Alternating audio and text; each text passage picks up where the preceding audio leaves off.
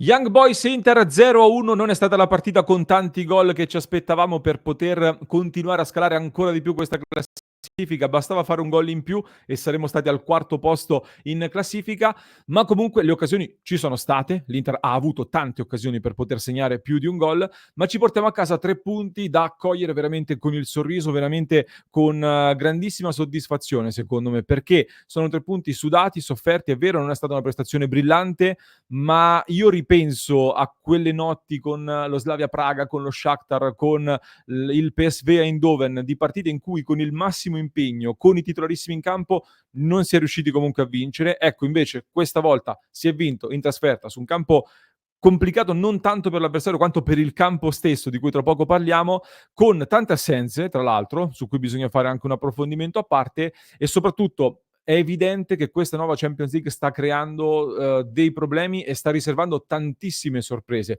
L'Inter e il Liverpool sono le uniche due squadre, come segnalava il nostro Domenico nel club, ad avere un ciclo di 5 vittorie aperto, 5 vittorie consecutive tra campionato e Champions. Quindi la coperta viene tirata un pochino da tutti, tant'è che stiamo vedendo una competizione forse più complicata del previsto. L'Atletico Madrid è in grande difficoltà, risultati a sorpresa, Real Madrid e Bayern ci sono dietro, anche il Barcellona se non sbaglio, la Juventus, il Milan e non soltanto. Quindi Young Boys Inter è una partita che ci fornisce tantissimi spunti di discussione e allora riporto qui uno dei format che più vi sta piacendo in questo ultimo periodo sul nostro canale, dove vi voglio parlare e analizzo 9 cose, 9 spunti che forse non avete colto e forse non avete visto prima, durante e dopo la partita, in questo caso appunto Young Boys Inter. Ben ritrovati amiche e amici passioni interisti, vi invito a lasciare un mi piace se non l'avete ancora fatto, mi raccomando iscrivetevi al canale, abbiamo superato quota 70.000 iscritti, grazie davvero al vostro grande supporto e quindi davvero continuate a far crescere il nostro progetto.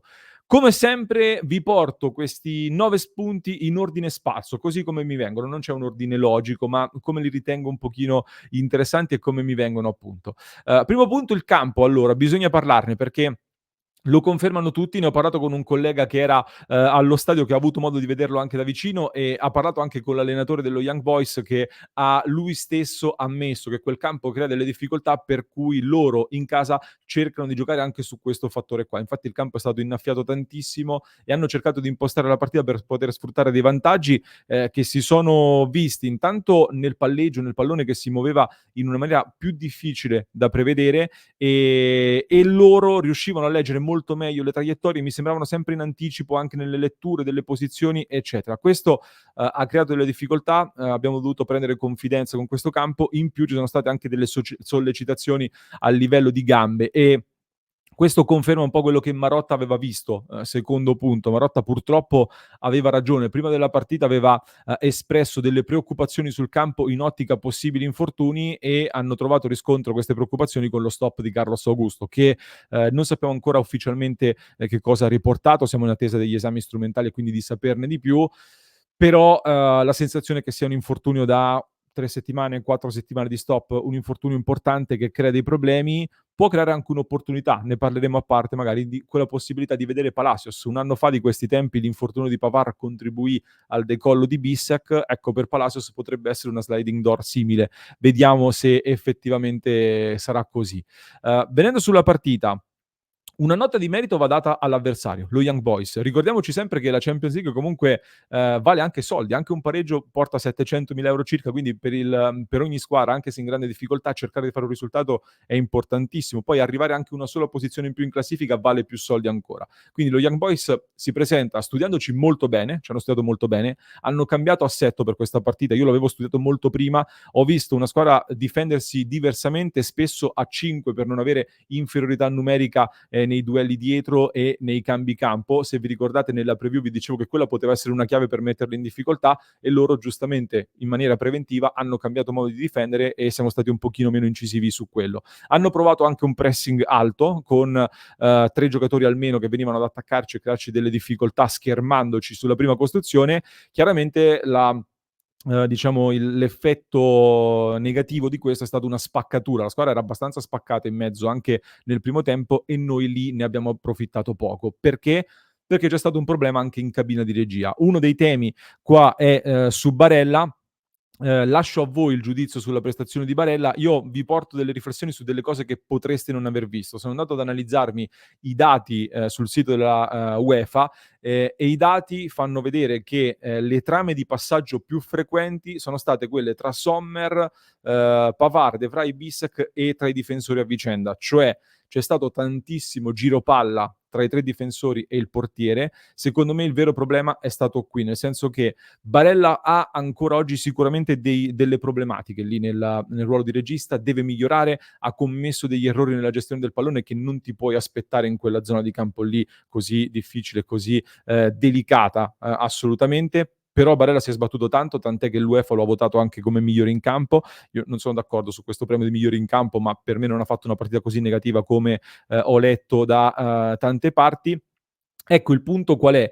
Che è vero che Barella non è ancora un top regista, ma non è automatico, secondo me, che il cambio di impostazione e che il problema, ecco, in questo momento sia stata l'assenza di Ciala con Barella al suo posto. Cioè, non mancava solo Cialanoglu, mancavano anche Bastoni e Di Marco nel primo tempo soprattutto, poi nel secondo tempo sono entrati, le cose sono cambiate, ma mancavano in generale troppe fonti di gioco tutte insieme ed evidentemente non possono mancare tutte queste fonti di gioco insieme. Rinunciare a Ciala, secondo me, in alcune gare è possibile, altrimenti saremmo troppo dipendenti da questo giocatore. Rinunciare a Ciala, Di Marco e Bastoni con una squadra che non è al top della condizione, questo secondo me è il vero problema. Poi lascio a voi le vostre osservazioni, le leggerò nei commenti. Altra osservazione, dopo 26 minuti mi ha colpito questo dato, 9 tiri per lo Young Boys, 0 per loro. Alla fine della partita 20 tiri per lo Young Boys, 19 per loro.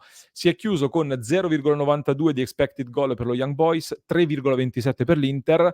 C'è da dire che di questi 3,27, 2,8 di expected goal l'Inter lo ha creato nel secondo tempo, quindi gran parte è stato fatto nel secondo tempo, nel primo tempo di fatto la grande occasione di Bissek e quasi nient'altro. Questo però conferma comunque che loro hanno sì creato, ma hanno fatto anche tanto fumo, secondo me, tanto volume, forse un gollettino potevano anche meritarlo magari, vista la produzione, ma l'Inter avrebbe dovuto farne 3 e forse anche qualcosina in più. Quindi teniamo conto anche di questa osservazione, di questa considerazione nei numeri. È chiaro che il livello degli avversari è per me nettamente diverso. Qualcuno dice forse lo Young Boys non era così modesto come è stato presentato. Forse no, ho avuto ragione su Monteiro che vi avevo segnalato come giocatore da tener d'occhio ed è stato probabilmente il migliore dei loro, però si è visto che all'Inter bastava davvero poco per alzare un po' il ritmo e metterli in difficoltà. Um, Altra osservazione, non so se ci avete fatto caso anche voi, non so se siete d'accordo, però con la Roma i migliori sono stati di fatto i subentrati, quelli che sono entrati dalla panchina, praticamente tutti hanno fatto bene. Anche qui, secondo me, chi è entrato dalla panchina ha fatto benissimo e ha svoltato la gara. E allora, un po' l'inerzia della partita stava cambiando già prima delle sostituzioni, quindi un pochino l'Inter stava già spingendo l'avversario nella loro area di rigore, come era avvenuto anche col Benfica l'anno scorso, cioè dopo un primo tempo negativo con tante alternative in campo si è deciso di non cambiare ed eri riuscito a ribaltarla. Qui si stava un po' configurando la stessa cosa, ma con qualche difficoltà in più. I cambi hanno dato quella svolta in più. C'è da dire che questa volta sono entrati di fatto i titolari dalla panchina di Marco, Bastoni, Lautaro, Thuram, eccetera, e hanno sicuramente svoltato la partita perché il livello tecnico è sicuramente superiore. Però questo mi porta a fare due riflessioni. La prima, chi deve mettere in discussione alcune gerarchie, secondo me, ancora una volta ha perso delle opportunità in questo momento. La seconda osservazione che faccio è se questa cosa prosegue, cioè che chi subentra riesce a fare così bene e a svoltare la partita, potrebbe voler dire, vi do questa lettura, che gli avversari hanno imparato a leggerci, sanno che pressandoci al massimo possono metterci in difficoltà, o comunque sanno come impostare la partita contro di noi.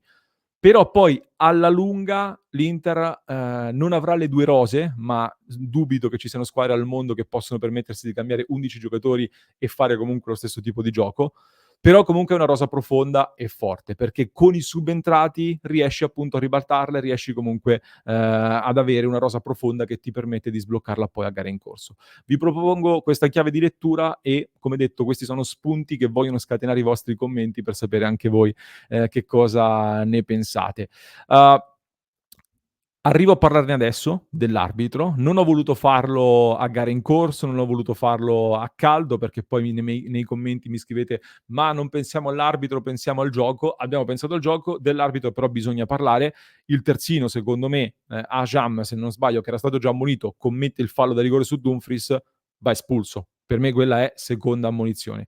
E a voler essere pignoli, anche Monteiro per la reazione su Dumfries si potrebbe meritare il rosso, visto che in settimana, nell'ultimo turno di campionato si invocava il rosso per Douglas Luiz per la reazione, anche qua per coerenza bisognerebbe invocarla. Quindi lo Young Boys poteva essere in 10 già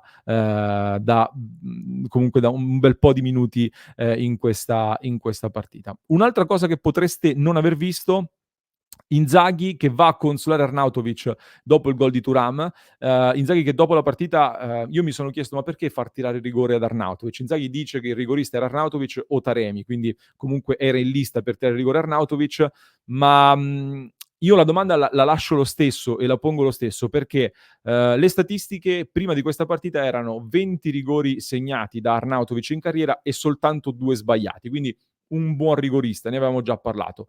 Taremi, però, che era in campo con lui, 58 gol segnati e 5 sbagliati di rigori, quindi le statistiche pendevano di più dalla parte di Taremi. Il punto però qual è? Che i rigori si battono soprattutto con la testa. E allora in tanti mi scrivono: "Però, Arnautovic aveva segnato un rigore, con l'Austria pochi giorni fa". È vero, però qui c'è un'ulteriore conferma di come il problema di Arnautovic sia soprattutto nella testa. È un giocatore che ogni volta che segna sembra proprio che si sia tolto un peso gigante. Anche lì a fine partita è rimasto di ghiaccio, sconsolato nonostante la vittoria, eccetera.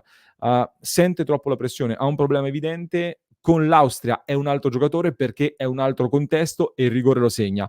Con l'Inter c'è un'altra situazione, è bloccato, non riusciamo a sbloccarlo, dobbiamo farci i conti. Ecco, abbiamo bisogno di passare oltre questo Arnautovic che è stato anche impalpabile all'interno di questa partita. Non possiamo essere noi, ecco, a fare più di così. Cosa si deve fare? Ecco, io sono contrario ai fischi in partita, però ecco, è un problema dal punto di vista della testa e ci si sta provando a rimetterlo in sesto, ma vediamo che per il momento non si riesce. Penultimo punto, perché poi dopo voglio fare una chiosa su Dumfries. La partita di Bissek, allora a me è piaciuto moltissimo De Vrij al centro della difesa, anche Pavard è stato un pochino pigro in un paio di situazioni, ma in generale mi è piaciuto. Bissek pure mi ha dato delle indicazioni molto interessanti. Da un punto di vista tattico, non so se avete notato che con Carlos Augusto si è spesso cambiato di ruolo, cosa che di solito accade sulla fascia destra. Questo scambio così con Darmian Bissek, per esempio, avviene più spesso. A sinistra c'è un Bastoni che va su e Di Marco che si muove tantissimo, però non siamo abituati a vedere questo scambio come si è visto secondo me in alcuni momenti della partita di ieri. E proprio da questo tipo di scambio nasce l'azione che porta al tiro di Bissek contro il portiere. Ho letto delle critiche sul gol sbagliato da Bissek, secondo me lì non poteva fare tantissimo meglio, nel senso sì, se sei un centravanti di grandissima classe magari riesci a metterla dentro, però non mi sento di dargli troppe colpe sinceramente su quel tiro lì. Ecco, secondo me questo conferma ancora una volta come il ruolo perfetto per Bissek sia quello di terzo, perché ha la possibilità di prendersi lo spazio così e di attaccare così a viso aperto, meglio a destra dove secondo me è più a suo agio. Però chiaramente questo era anche un contesto oggi dove tante prestazioni dei singoli vengono un po' condizionate anche dalla presenza di altri giocatori non titolarissimi. Su Dumfries, in chiusura, ieri sono stato un pochino duro nella valutazione su Dumfries, ma perché io da lui mi aspetto tanto. Poi in realtà se mi avete ascoltato bene, mi avete seguito con attenzione, ho detto che per me il suo voto era tra il 6,5 e il 6+, ecco. E mi sono sempre più convinto del 6+. Secondo me tante valutazioni che ho letto sono state un po' condizionate dalla telecronaca, dove in telecronaca hanno parlato di un grande Dumfries. È un Dumfries che è stato croce e delizia in questa partita, perché si conquista il rigore, è vero, ma ha il merito di essere lì e di essere abbattuto dal difensore che è stato ingenuo, cioè non è che ha fatto un'azione travolgente per cui si è preso un calcio di rigore, anzi alcune azioni secondo me, c'è una scena finale che qualcuno ha fatto anche la clip dove dico: "Puntalo, puntalo, puntalo", si trascina il pallone fuori senza riuscire a saltare l'avversario. È stato i si è ha fatto ammonire 2 avversari, però ecco, aver fatto ammonire l'avversario perché tu gli hai tirato la maglia, quello t'ha dato uno scappellotto, non mi è sembrato, ecco, un tema a favore di una buona prestazione. Poi, i quotidiani hanno dato voti alti? No, i quotidiani hanno dato tutti 6, mi sembra Tutto Sport al massimo gli ha dato 6 e mezzo, Gazzetta, Repubblica, tutti 6. Quindi sui voti siamo in linea con la stessa valutazione che ho avuto io. Gli ho visto perdere 14 palloni, stando alle statistiche. I colpi di testa, è vero che ha preso il pallone, ma se la spari fuori pure, sì, bene, sei stato bravo ad arrivarci, ma l'hai messa fuori. Ecco, non è un accanimento su Dumfries, però secondo me questa partita conferma quella che è la mia sensazione. Intanto che lui deve prendersi il posto titolare, perché per me il vero Dumfries deve essere titolare e io lo confermerei, gli continuerei a dare fiducia lì sulla destra al posto di Darmian. Perché? Perché Dumfries ha una fisicità e comunque un atletismo di un livello superiore, e in partite come queste, dove il livello dell'avversario è modesto, la sua fisicità fa nettamente la differenza. Riesce con quello a mettersi in mostra. Poi nelle letture e nella tecnica ha dei limiti abbastanza evidenti, secondo me.